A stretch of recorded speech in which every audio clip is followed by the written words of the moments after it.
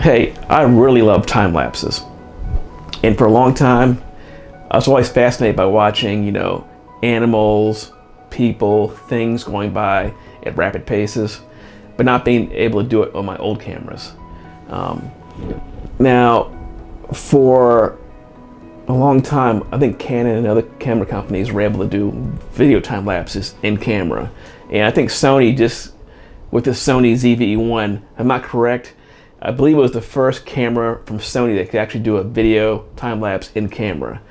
And one of the reasons why I really enjoy this camera is because it does a lot of things, it takes a lot of complicated things and makes them simple.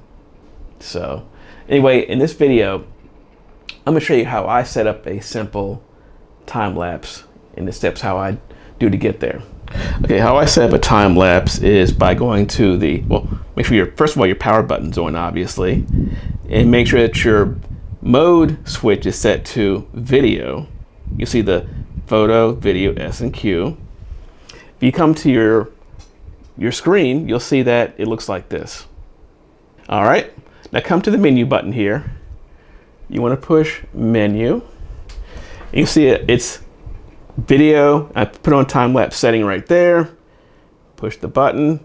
It'll send you to frame rate settings. Push again. You'll see your frame rate, your record frame rate, and your interval time. Now I set mine set 24p.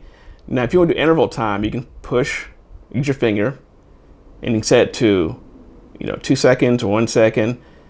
I prefer to do 3 seconds. You can go to 4 or 5 or 6 or higher. Or actually, it only does 5. So I set mine at 3. You can set yours however you want to set it. All right, so push OK. And go back to your main screen. Close this out. All right, so effectively you have your settings already set. Come up to the mode switch. Put on S and Q because you can only do your time-lapse video through S and Q. You come down to your screen, you'll see it says shoot mode. Now there's manual and there's intelligent auto. Now for time lapses, I tend to like to use the auto one. If you want to use manual, that's fine too.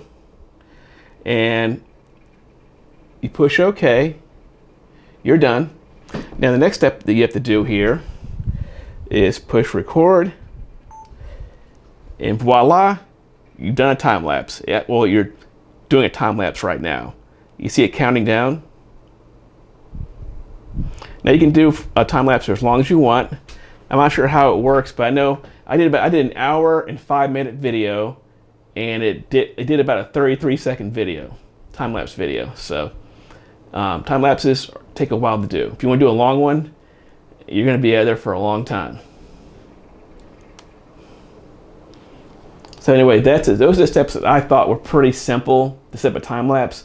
A lot less complicated than the manual way. Now, as far as the lens I use for my time lapses, right now I'm using a 20mm 1.8 G lens, which is great for wide shots. I also use the 200-600 G lens for far away shots, and also wildlife too. By the way, this is a really good lens. I'm really enjoying using this one, and maybe I'll do some more videos on using this lens right here. All right, guys, I will see you soon.